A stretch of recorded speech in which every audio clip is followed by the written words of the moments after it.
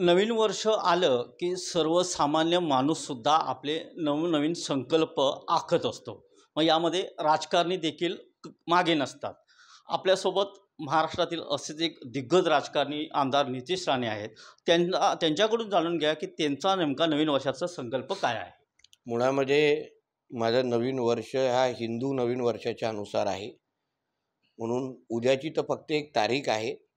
माझ्यासाठी गुढीपाडवा हा नवीन वर्षाची सुरुवात असल्यामुळे गुढीपाडवाच्या निमित्ताने जो संकल्प करीन तो वर्षभरात मी निश्चित पद्धतीने राबवेन. पण येणारा जो 2024 वर्ष आहे तो हिंदू राष्ट्र म्हणून आपल्या भारतासाठी फार महत्त्वाचा आहे.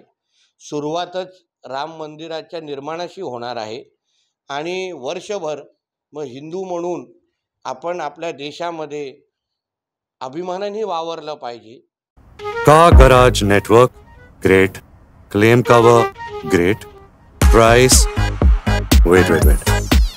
Wow, price be great. Tata AIG Car Insurance. Trusted नाम, fantastic नाम. राम मंदिर जे 500 वर्षापासून जे आपल्या प्रत्येकाची इच्छा होती की अयोध्यामध्ये राम मंदिर बनावं, ते आदरणीय मोदीजींच्या नेतृत्वामुळे आणि असंख्य हिंदुत्ववादी विचाराच्या लोकांनी एकत्र येऊन आज हे क्षण अनुभवायला आपल्याला शक्य करून दिलेलं आहे. त्याच पद्धतीने मथुरामध्ये पण श्रीकृष्णाचं मंदिर व्हावं आणि हिंदू समाजावर येणारं प्रत्येक संकट हे दूर व्हावं, यासाठी जे जे प्रयत्न करायला लागतील ते सगळे प्रयत्न हे हिंदुत्ववादी कार्यकर्ता म्हणून मी येणाऱ्या वर्षामध्ये निश्चित पद्धतीने करीन. हा संकल्प मी या निमित्ताने सोडलेला आहे. 2023च्या नववर्षाच्या सुरुवातीला आपण काही राजकीय संकल्प केले होते का? ते आपले पुरे झाले का? काय सांगाल त्याबद्दल? जेव्हा एक राजकीय आणि सामाजिक क्षेत्रामध्ये काम करणारा कार्यकर्ता असतो तो स्वतःचा स्वार्थ, स्वतःला काय पद मिळो किंवा न मिळो, पण माझ्या माध्यमातून जनतेची सेवा व्हावी, महाराष्ट्र हा प्रगतशील राज्य म्हणून अजून पुढे यावा. जो गेल्या 2 वर्षाच्या आमच्या महायुतीच्या सरकारमुळे आज तुम्ही गुंतवणुकीच्या यादीमध्ये आपला महाराष्ट्र 1 क्रमांकावर येऊन उभा राहिलेला आहे. म्हणून महाराष्ट्राची प्रगती व्हावी हाच संकल्प आम्ही 2023च्या सुरुवातीला केलेला आणि मला समाधान वाटतं की आमचं सरकार, राज्य सरकार हे अतिशय योग्य पद्धतीने तळागाळातल्या शेवटच्या व्यक्तीसाठी काम करत आहे. आणि त्याचा भाग म्हणून मी माझा मतदारसंघ असो, माझा सिंधुदुर्ग जिल्हा असो किंवा आमचा महाराष्ट्र असो, या सगळ्यासाठी काम करण्यासाठी जे मला शक्य आहे ते सगळ्या गोष्टी 2023मध्ये मी करण्याचा प्रयत्न केला आहे. एक शेवटचाच प्रश्न. नववर्षाच्या सुरुवातीलाच निवडणुका तोंडावर आहेत. आपल्याला काय वाटतं की या निवडणुकीमध्ये महायुती आघाडी कुठे असेल, महाविकास आघाडी कुठे असेल आणि लोकसभेमध्ये काय चित्र असेल?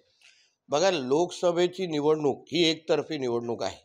कारण का गेल्या 9 वर्षामध्ये आदरणीय पंतप्रधानांच्या नेतृत्वाखाली आपल्या भारताने प्रत्येक क्षेत्रामध्ये, हे मी भारतीय जनता पक्षाचा एक कार्यकर्ता म्हणून म्हणत नाही आहे, पण एक भारतीय म्हणून जेव्हा आम्ही जगात फिरतो आणि अन्य देशांचा आमच्या भारतीयकडे बघणारा दृष्टिकोन हा मोदीजींच्या कामामुळे निश्चित पद्धतीने बदललेला आहे.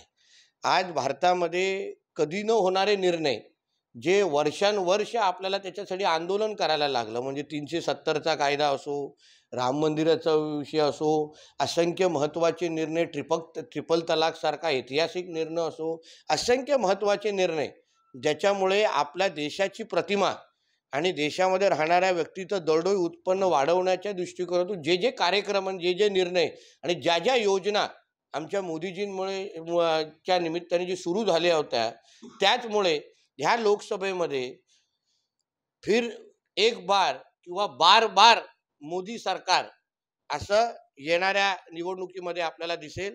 सिद्ध एकच गोष्ट झालं आहे की आपल्या या भारत देशामध्ये मोदीजींचीच गॅरंटी चालते आणि त्याच्यावरच सामान्य लोकांचा विश्वास आहे. राज्य सरकारच्या पातळीवर आमचं महायुतीचं सरकार 3 जणांचं भक्कम असं, म्हणजे 3 मिसाईल एकत्र येऊन आम्ही काम करतोय. म्हणून जे प्रश्न जनतेचे एक राज्य सरकारकडून असतात, ज्या अपेक्षा असतात, त्या सगळ्या अपेक्षा पूर्ण करण्याचं काम आम्ही आमच्या माध्यमातून करण्याचा प्रयत्न करतोय आणि त्याचं प्रतिबिंब ग्रामपंचायत निवडणुकीमध्ये दिसलेलं आहे. त्याचं प्रतिबिंब आकड्यांमध्ये म्हणजे गुंतवणुकीमध्ये ज्या पद्धतीने महाराष्ट्र 1 क्रमांकावर आलेला आहे, म्हणजे विश्वासार्हता वाढते आहे महाराष्ट्रासंदर्भात. आणि मला असं वाटतं की तीच विजयाची घोडदौड तुम्हाला 2024ला पण दिसेल. आणि महाविकास आघाडी नावाचा हा प्रयोग हा औषधाला पण शिल्लक राहणार नाही, एवढा विश्वास तुम्हाला मी या 2024च्या पूर्वसंध्येला देतो. नितेश राणे 2 वेळा आमदार राहिलेले आहेत. 2024 ही तिसरी टर्म असणार आहे. 2 वेळा फक्त ते आमदार राहिलेत. 2024मध्ये त्याही पलीकडे काही अशी स्वप्न आहेत का? बघा, कार्यकर्ते म्हणून आपण पक्षासाठी काम करत राहिलं पाहिजे, निस्वार्थ पद्धतीने काम करायला पाहिजे.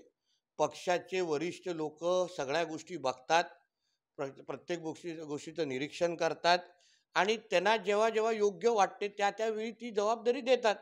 मी मागणाऱ्यापैकी कार्यकर्ता नाही आहे, मी करणाऱ्यापैकी कार्यकर्ता आहे. म्हणून माझा पक्ष हा माझ्या पक्षाची प्रतिमा आणि माझ्या पक्षाबद्दलची जनतेमध्ये विश्वासार्हता वाढवण्याच्या दृष्टिकोनातून कार्यकर्ता म्हणून जे शक्य मी त्या सगळ्या गोष्टी करत आलेलो आहे. आणि माझ्या वरिष्ठांना चांगल्या पद्धतीने माहिती आहे की कोणाला कशी कुठे संधी द्यायची, म्हणून त्यांना जेव्हा जेव्हा योग्य वाटेल ते तेव्हा त्या पद्धतीची संधी आम्हा कार्यकर्त्यांना देत असतात.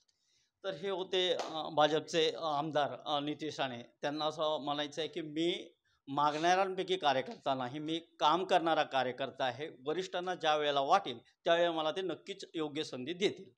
महेश सावंत, TV9 मराठी, सिंधुदुर्ग.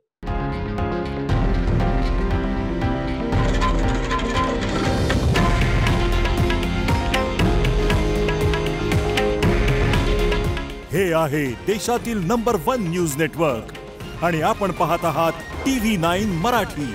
काळजी तुमची, हित महाराष्ट्राचं.